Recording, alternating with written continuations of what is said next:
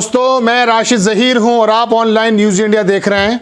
दिल्ली भारत की राजधानी और उस राजधानी में कितने ज़बरदस्त तरीके की हिंदूवादी संगठनों की बदमाशियां कह लीजिए या गुंडागर्दी कह लीजिए या जिस मकसद के लिए इन संगठनों को पैदा किया गया है उस काम को वो बखूबी कर रहे हैं। मुस्लिम की एक दुकान जो खाना बेचने की, बिरयानी बेचने की थी, उसको किस तरह से बदमाशी करते हुए बंद कर रहे हैं और कौन कौन सी गालियों का इस्तेमाल कर रहे हैं। ये एक वीडियो वायरल हो रहा है, लोगों ने उसको ट्रोल किया और बताया कि किस तरह के संगठन ये बदमाशी करते हुए मुस्लिमों की दुकानों को बंद कराते हैं। त्रिपुरा से लेके, आसाम से लेके, कश्मीर से लेके और देश के विभिन्न हिस्सों में हो करके दिल्ली, भारत का दिल कही जाने वाली बीचों बीच जो जगह है भारत की राजधानी, वहाँ पर किस तरह की गुंडागर्दी करती है। और अमित शाह जी की पुलिस, क्योंकि वो पुलिस दिल्ली सरकार के अंडर में नहीं है, उसका प्रतिनिधित्व हमारे अमित शाह जी करते हैं। अगर एक डांट लगा देंगे तो शायद मैं समझता हूं कि उनके अंदर कुछ जान पड़ जाएगी और वो कुछ लॉ एंड ऑर्डर को थोड़ा सा मेंटेन करने की कोशिश करेंगे। आपको वीडियो दिखाने जा रहा हूं, वायरल हो रहा बहुत तेजी से और एक ऐसा मैसेज जा रहा है जो मुस्लिम पहले से समझते थे कि भारतीय जनता पार्टी सबका साथ, सबका विकास की जो बात करती थी उसमें शायद मुस्लिमों का कोई रोल नहीं है। ऐसा यकीन मुस्लिम समाज में है, ये हम आपको बता रहे हैं। अब वो किन वीडियो की वजह से है, किन बातों की वजह से है, वो हम आपको दिखाना चाहते हैं। अलका लांबा इन्होंने ट्वीट किया कि मेरी दिल्ली को सत्ताधारी नेताओं और उनके गुर्गों को द्वारा कभी भी दोबारा दंगों की आग में झोंका जा सकता है। और ये वाकई ऐसा हो सकता है कि अगर इस तरह की कोई भी जो वीडियो मैं आपको दिखाऊंगा ये अगर ज़्यादा होने लगेगा तो दंगा हो भी सकता है। बस खामोश रहकर सत्ता का ये तमाशा सब देखते हैं। ये शाहरुख बिलूच है कोई, उन्होंने ट्वीट किया नई दिल्ली @CP दिल्ली पुलिस को कहा कि क्या इन लोगों पर कार्रवाई होगी जो खुलेआम धमकी दे रहे हैं, आपको ज़रूर इस पर ध्यान देना चाहिए। पहले आप वीडियो देख लीजिए, फिर इससे संबंधित बात मैं आपको बताऊंगा। और ये देखिए कि ये हिंदू दल के जो ये गुंडे हैं ये किस तरह की बदमाशी कर रहे हैं दिल्ली के बीचों बीच। जामा मस्जिद है क्या ये? अबे किसके इशारे पे खोली है तुमने ये? क्यों बे? किसके इशारे पे खोली तुमने ये? कभी भाई बोलता नहीं है को? ये हिंदुओं का एरिया है, ये यहाँ पे खोल रहे हैं। आज हमारी दिवाली है, हैं? तू ईमान खराब करने के लिए आए हो यहाँ पे? इनको छूट दे रहे हो तुम लोग, हैं? ये आज बड़ी दिवाली के दिन ये मुकुट संतनगर में मैन मार्केट है और ये मुसलमानों ने अपनी दुकान खोल रखी है। यहाँ कोई एरिया मुसलमानी एरिया नहीं है, टोटल हिंदू रहते हैं यहाँ पे, ठीक है? अबे तेरे को बोला किसने? अबे तेरी ईद वाले दिन अगर मैं तेरी मस्जिद के सामने सुअर काटूं तुम्हें अच्छा लगेगा? अबे बढ़ाई क्या रहे थे तुम? तुम्हें मतलब तुम्हें ईद, तुम्हें डर नहीं है? तुम्हारी ईद है क्या ये तुम्हारा वो है? आज के न्यूज में खोल के अबे तुम समझते क्या हो बे? हैं?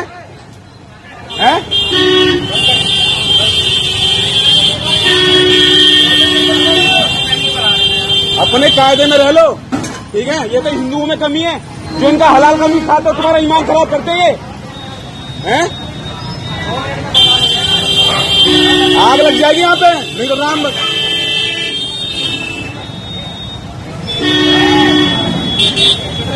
तो देखो, ये देखो हमारे हिंदुओं का, देखो भाई सब सोए हुए हैं। मैं भाइयों जग जाओ अभी बोलता रहा हूँ, ये सारे लफ्ज जिहाद करते हैं हमारे एरिया में। अगर हमारी बहन बेटियों को राहुल बन के, अमन बन के फंसाते हैं लड़कियों को। ये आज के बाद अगर किसी त्योहार में दुकान खुलती देख ली ना, याद रख लियो।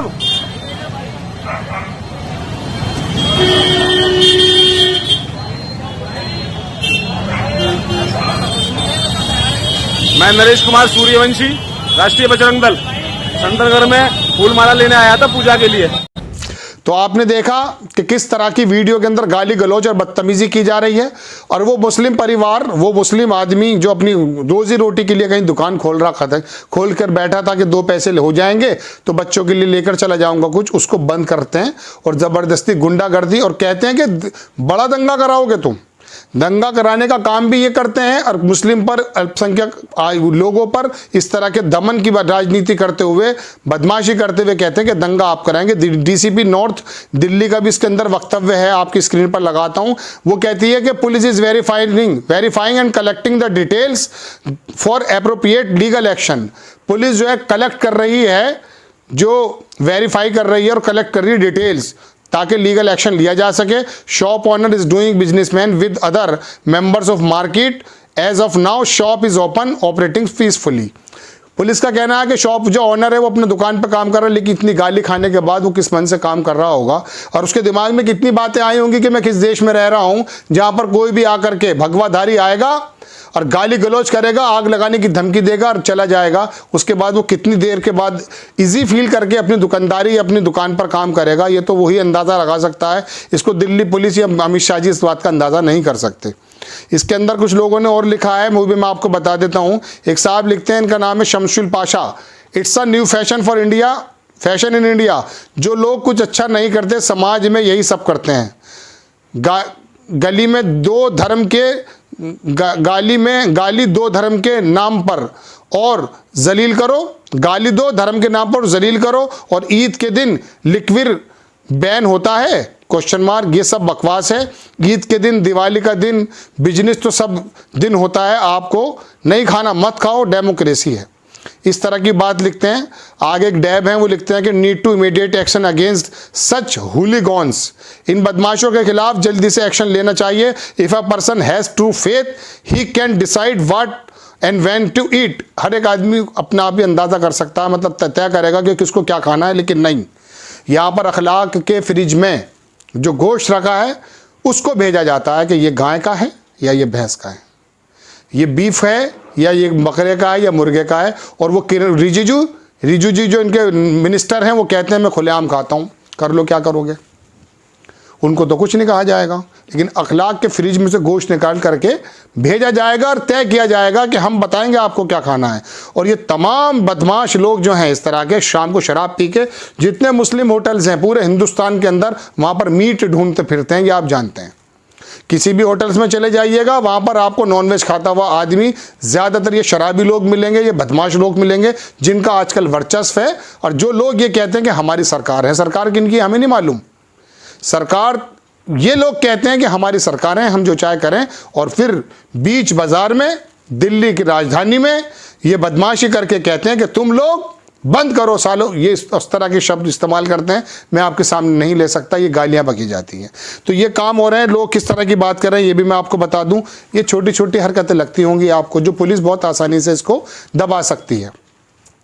लेकिन जब दबाया नहीं जाता और शासन और प्रशासन की खुली छूट इन लोगों को मिलती है, तो इनके हौसले बहुत ज़्यादा बुलंद होते हैं और फिर ये समझ जाते हैं कि हम कहीं आग लगाएंगे और उसका असर दूसरी जगह होगा। वो शाहीन बाग वाली बात याद आ गई होगी कि बटन यहाँ दबाइएगा और असर जो है उसका शाहीन बाग में जाना चाहिए। ये कौन क्या कर गया था, उसी के अंडर में ये पुलिस है। शाहीन बाग में भी तो हिंदुस्तान के लोग रहते थे, अमित शाह जी। आप बटन दबाइए, शौक से दबाइए, डेमोक्रेसी का काम है बटन दबाना, कमल के फूल पर या पंजे पर या झाड़ू पर। लेकिन आप बटन दबाने की तरकीब, और आपके नेता क्या देकर गए कि आप बटन ऐसे दबाइएगा कि शाहीन बाग में जाकर बोला कि शाहीन बाग के लोग अगर संविधान के मुताबिक अपना प्रदर्शन कर रहे थे कि एनसीआर ये CAA ना हो, तो उनका अधिकार है, वो संविधान देता है, वो गलत काम नहीं कर रहे थे। लेकिन आपने ये विघटन की राजनीति का मूल मंत्र जो इनको दिया है, यही बदमाश वो लोग हैं जो गली में आते हैं और त्रिपुरा में मस्जिदों को आग लगाते हैं। और फिर जब मानव अधिकार के लोग और वकील लोग उनके पास जाकर के खबरें करते हैं और वो सोशल मीडिया पे डालते हैं, तो आपकी विप्लव देव की सरकार, भारतीय जनता पार्टी की सरकार उन पर मुकदमे कराने की और UAPA का एक्ट लगाने का काम करती है। चाहे मौलाना कलीम सिद्दीकी हो, ये इस तरह का जो भरम बनाया जा रहा है। आप 15 मिनट वो बात बताइए जहां पर आप बिजनेस किसी चैनल में आप लोग गए हों, आपके नेता गए हों और जाकर उन्होंने कहा होगा कि भारत की अर्थव्यवस्था ये हालत थी और हमने ये कर दी। अखिलेश यादव का एक सेंटेंस मुझे याद आ जाता, उसने कहा योगी जी एक बात बता दें बस कि इस 5 साल के अंदर उन्होंने जिस रोड का, जिसका भी जो एक्सप्रेस वे की बात वो कर रहे हैं कि हमने 5 या 9 बना दिए हैं, एक ऐसा बता दीजिए जिसका उद्घाटन भी खुद किया हो और उसको मतलब उद्घाटन भी और उसका शिलान्यास भी खुद रखा हो, यानी कि उसका जो शुरुआत है वो भी की हो और आखिर में भी उन्होंने ही उसका उद्घाटन किया हो। उसका जो फीता काटा हो, लेकिन ऐसा गिना नहीं पाएंगे क्योंकि एक्सप्रेस वे अखिलेश यादव ने बनाया। लेकिन अखिलेश यादव ने एक्सप्रेस बनाया हो या 56-55 लाख महिलाओं की पेंशन बांधी हो या नौकरी देने की बात की हो, वो सब धूमिल हो जाती है तब जब धर्म की चाशनी मिलाकर धर्म की अफीम खिलाई जाती है और इस तरह के गूंज पैदा होते हैं। और फिर वो कभी कोरोना उसे तुम्हारा मुजफ्फरनगर के पास जो कैराना उसके नाम पर चुनाव जीतने की बात करते हैं, या फिर दिल्ली दंगों की या मुजफ्फरनगर दंगों की बात करते हैं। और भारतीय जनता पार्टी का कोई भी नेता कितने फख्र के अंदाज में अपने कारनामे गिनाता है, ये मेरठ के सरदाना जाकर देखिएगा। संगीत सोम के शब्द, संगीत सोम किस तरह की बातें करते हैं सुरेश, और उन लोगों को बाकायदा मुकदमे से छोड़ा जा रहा है। ये कुकुरमुत्ते पैदा होते हैं, पुलिस भी कहती है कि ये गलत है, इसको हम सही कर देंगे। लेकिन बात यह है ये पैदा कहाँ से होते हैं, कई बार मैं आपके सामने डिस्कस कर चुका हूँ। ये पैदा वहाँ से होते हैं जब आपके केंद्रीय मंत्री कहते हैं कि देश के गद्दारों को, देश के गद्दार आप कहिए जाकर के पाकिस्तान में, आप जाकर कहिए अफगानिस्तान में, देश के अंदर कौन गद्दार है उसके लिए बताइए आप हमें कौन है। उसके अंदर सभी लोग, उसके अंदर किनको आप इशारा करते हैं, जिन्ना का नाम लेके किसको टारगेट करते हैं आप, मस्जिदों को जलाने का काम करते हैं, किस वर्ग को खुश करना चाहते हैं। याद रखिएगा हिंदू वर्ग इससे खुश नहीं होता। आपके 100-500 हज़ार लोग जो है ना, जो एक्टिव IT सेल पर बैठे हैं, वो ऐसा माहौल पैदा करते हैं सोशल मीडिया पर, टीवी पर। वो तो खैर एंकर्स तो आपके लोग हैं, वो तमाम ये बताते हैं कि देखिए मुस्लिम जमात ने, अल्पसंख्यक जमात ने कैसा माहौल कर रखा था, हम राम राज्य ले आए, हाथ में कटोरा लाने की स्थिति पैदा कर रखी है। बेरोजगारी के क्या आंकड़े जाकर देख सकते हैं गूगल पे आप, क्या क्या इंडेक्स निकल कर आते हैं वो देख लीजिएगा। सुधीर चौधरी मना करता कि इसको मानेंगे नहीं हम, हंगर इंडेक्स को। अब फिर रिपोर्ट जब देश की आती है उनको भी इनकार करते हैं फिर अंधभक्त। लेकिन हकीकत बात यह है कि इस तरह के गुंडे जो पैदा होते हैं उन्हीं नारों से पैदा होते हैं जो हमारे केंद्रीय मंत्री देते हैं। आपको एक वीडियो दिखाना था जो तेजी से वायरल हो रहा है, इस बारे में अपनी राय जरूर दीजिएगा। नेक्स्ट टाइम फिर किसी खबर के साथ हाजिर होता हूं, तब तक के लिए जय हिंद। इस खबर को अभी लाइक करें, शेयर करें, अभी चैनल को सब्सक्राइब करें और घंटी जरूर